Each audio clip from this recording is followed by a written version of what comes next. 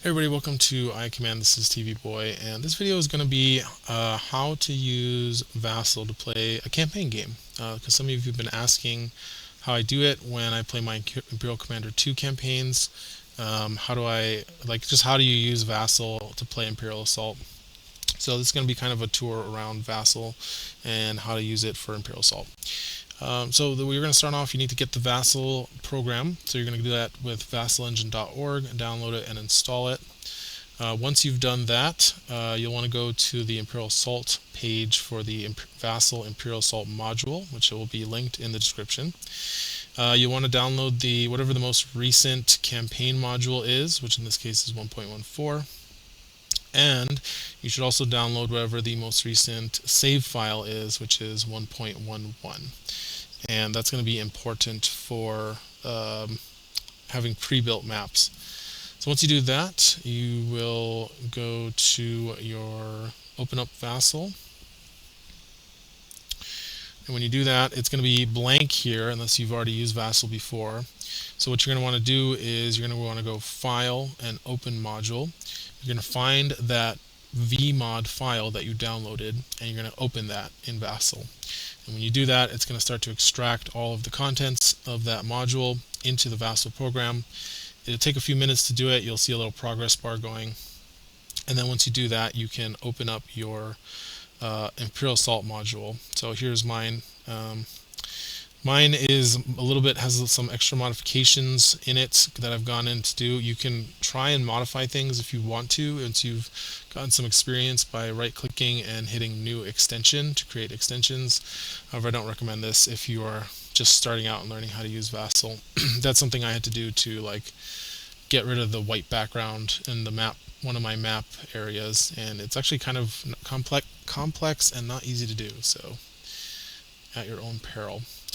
So anyway, once you click and load the module, it will, I think for you, if you're opening it for the first time, it'll actually open like a welcome wizard that will ask you what you want to do.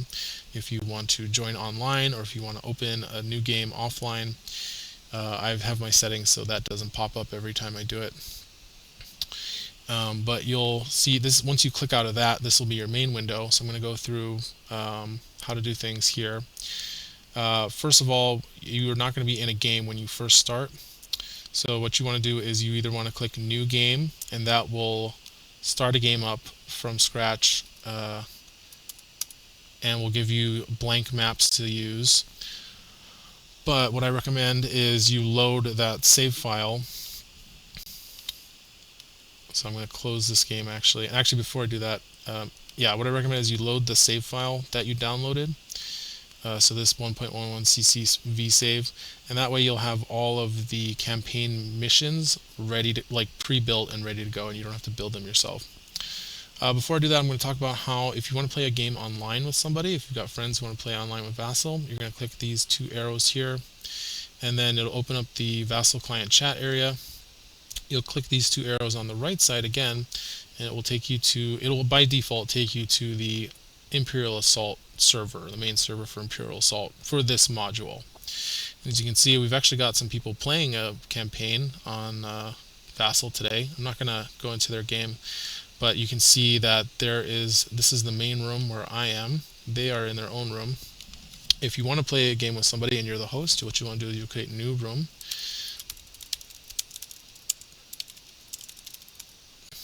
And I hit enter, but you'll hit create, and you can join your room here. You can lock it if you want people to not join and spectate, but honestly, you're not going to have that very often. And then what you'll do is when somebody joins, they would just click into your room from the main room. So I'm going to disconnect, and to disconnect, you'll click this button here. And now I'm going to show you how to actually play on the client and what all the windows do. So first we're going to load that save file that I mentioned. There, .vsave.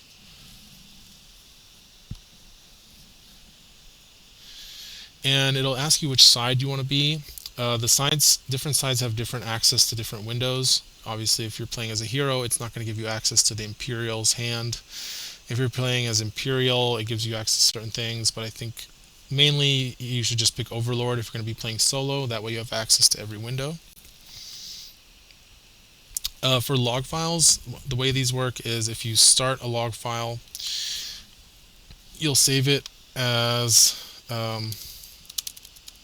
vlog, and you can basically these let's just let you go back and replay whatever gameplay you had while you were logging, and I'll show you how that works at the end.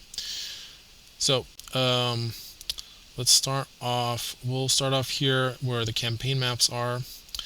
So campaign maps, you can see there are folders for each expansion, and then they're sorted by if they're in the box or in the figure packs. So as you can see here, like any missions that were in the Twin Shadows box are here in this Twin Shadows folder. Any that were in the figure packs, like if it was in the 3PO pack or the Kane Somos pack, are in these allies and villains. There's also things like Wave 4, Wave 5, Wave 3, things that were not associated with any campaign box. And it has the fan-made campaign missions in here as well if you're interested in trying that out. Now the nice thing is if you click on these and you didn't load any save file at first, then it would just be an empty map window, and you would have to drag and drop map tiles from the tiles window over here to build the map, as well as the tokens that were building the map. However, if you use the save file like I recommend, then when you go in to click on it, it will actually be pre-built already. So you can see Aftermath is already built. If we go in and we'll do like a more whatever map, Wave 9, this is Etiquette and Torture. This map is already built. Some of them have the starting figures for them. Some of them don't. I don't know how they did that, but I will say that if you are playing on one of these older maps from like before Heart of the Empire, there was an update to the module that allowed for easier figure movement for Imperial figures. I highly recommend you replace any Imperial starting figures with fresh ones from the Imperial window. This has all of the Imperial figures, mercenary figure tokens, also all the deployment cards for both mercenaries and Imperials. And by the way, if a lot of these windows, the way that you scroll through them is on the right side here, and if you don't see the list, it just means you have to click it and expand it, and then you can see it. So what was I saying? Oh yeah, the tokens. So if you use fresh tokens for these, the nice thing is that you can use the number pad to move them around as long as you have numlock turned on, I believe. So you can see I'm using the number pad without clicking. So 4 goes right, 4 goes left, 6 goes right, 8 goes up, 2 goes down, and then you have 7, 9, 1, and 3 for diagonals. Makes it a lot easier to move figures around to be like, okay, 1, 2, 3. So make sure you replace those. Also, you'll notice when you move a figure, it has that moved tag on it, and it shows you all these white dots for where it's gone. Very helpful for playing out a turn to know which ones have activated at a glance. However, it gets annoying after a couple turns when they all look like that. So if you want to clear that from a figure, you just highlight it and click Control M. You can also toggle it to show that it's been moved. If you want to do that for like everyone, to get rid of that, you would just click this Move MOV button up here at the top of the map window. You can also zoom in, zoom out on maps. It's pretty self-explanatory. Also, there is a thread function for checking line of sight, which is very useful. The way this works is you click it, and then when you click on the map and hold the click, you can drag this line of sight line, and it actually snaps to the corners. So pretty useful function there for checking line of sight. Alright, so now the rest of the windows where to find things. We've already showed you the Imperial window here to find deployment cards and figure tokens. This is also where you'll find your Imperial class cards, which are sorted by expansion, or actually just sorted by the decks, the class decks. Your agenda decks are also in here. Just got to drag to show the list. All the agenda decks are in here. Also, all the story mission cards are in here. So when you need to put out the next story mission for your campaign, you will find them in the Imperial content. The Imperial hand is where you can build your agenda deck. So when you see a deck outline like this, it means that you can drag a card to it and it will be shown face down when you drag it in there. So drag, drop, drag and drop, drag and drop, and every time you do that, it randomizes the deck. If you need to draw a specific card, you can just right click and draw specific, click on the one you want to grab from it, and then drag it, and it'll be the one you drag. Any deck you build, you can save it as a file, and that way if you need to load it into a fresh campaign later, it makes it very convenient. If you want to draw a random card, you just click on the deck, draw, and it'll draw a random card for you. And then you can put in the discard here as well if you need it to be there. I will mention that the Imperial hand is not visible to anybody who is currently on a hero or rebel side or role. So as you can see, when I did that, the Imperial hand is blanked out. I cannot click on it if I am a hero or a rebel. So that's nice to know that you have hidden information there. So we're going to go back to the Overlord so we can see. And then deck building serves a similar purpose. This is where you would build your side missions. These Twin Shadows and supply cards are, I wouldn't use these for most part. You don't have to, but this is mostly just where you would build your side missions. And the place you find side mission cards is in the Rebel window. So this is where you find all of your Rebel hero sheets and class cards. All of your allies are here.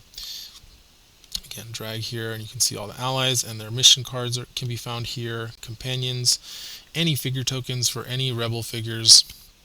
All of your side missions can be found in this Rebel window.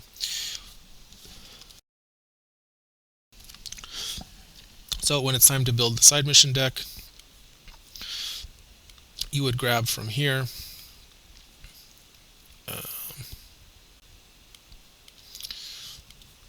And then we're just doing random cards as an example. Once you have all the cards for your side mission, you will drag them to the side mission deck. Again, it will shuffle it automatically, and then you can pull from it and it will give you random cards. So that's where you get your side mission cards and build your side mission deck. Next up is the reward and item window. These are all the reward cards that come from different missions. If you want, you can also generate those reward cards from the missions. So let's see.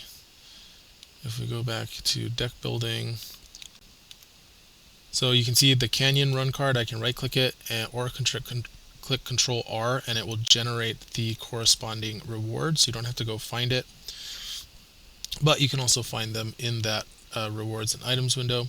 Most importantly, here's where you'll find all the item cards from the different tiers: tier 1, tier 2, and tier 3. Supply cards can also be found in here, and there's also some custom content for RIV and a few more credits if you're interested in doing that. I don't really have anything to say about those things though. Next up, important thing is the player area. So what do you do with all these item cards and supply cards here? Well, this is your player area. So this is for the heroes. And so this is where you will put your hero sheet for the most part. You can put that here. Also, I should mention that when you put your class cards out, you can actually toggle through the class cards. You don't have to grab the one you need. You can just go Control N and toggle through them. This is also where you have your main supply deck and item decks to draw from. Now, I should mention that no matter what save file you load, the supply deck and the item decks are always limited to starting with the core set items. You will have to add items and supply cards to them if you want them to be updated with expansions. So for example, let's say that I want to add Twin Shadows supply cards and items to the decks. I would grab the items and supply cards I want. So in this case, we'll do macro binoculars and chance cubes. And you can drag them from here, or you can even just drag them from the window itself to the supply deck. I'm going to delete that. Or you can drag it here. It will get shuffled in face down, and then you can draw it from that supply deck. Same thing for item cards. Let's say I want to do Twin Shadows items. I will drag it to the tier 1 item deck, and then it will now be available to grab. and they will be randomized. What I recommend doing is once you've done that and you've put all the expansion cards into these decks, you should save each one. And that way you can just load them up the next time you're ready to play a new campaign, and you don't have to drag and drop 20 different items three or four different times. So yeah, that's your player area. You can also manipulate the credits and track your XP here using the plus and minus on the number pad. Plus increases, minus decreases. Same thing for XP. And that is your player area. We talked about the map tiles. You can find all the map tiles you need for all the expansions if you need them. Markers will open up this tab, which shows you all the tokens you might need for a mission, and including mission like objective tokens, device tokens, terminals, crates, anything, robo tokens. A lot of these can be generated from a card by right-clicking it, but you can also find them here. And you can also find the conditions here in this tab as well if you click over to the conditions tab.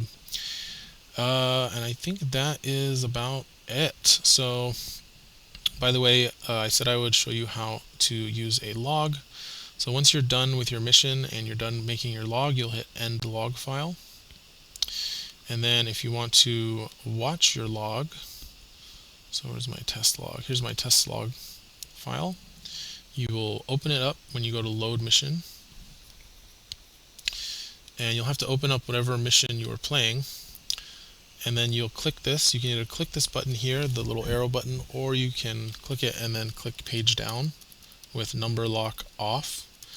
And every time you play that, it'll go through the motion, whatever motions you were doing when you were playing.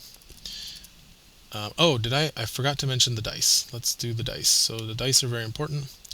So here is your dice window. It's up here. You can also hit F5 to close or open it. All of these are actually controlled by, I don't know, maybe it's just the dice window is, but in order to roll dice, you will highlight the die color you want to roll. Then you can either right click to roll that many dice, or you can use your hotkeys to do it.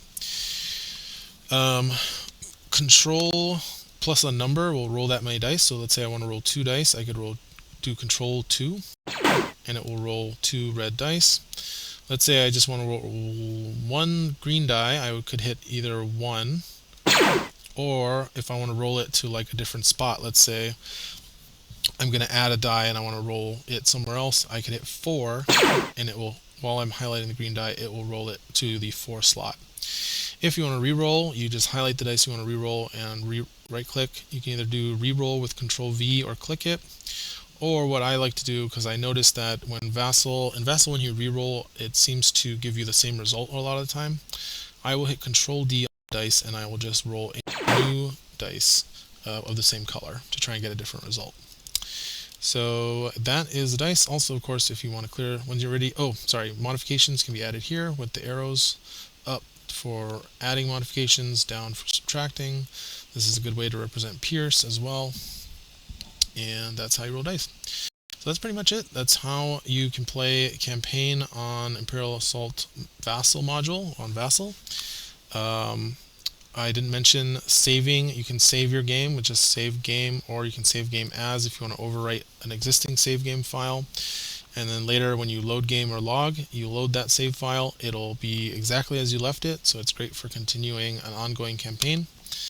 And yeah, that is how Vassal works with campaign. Let me know if you guys have any questions, and I'll try to answer them as best I can.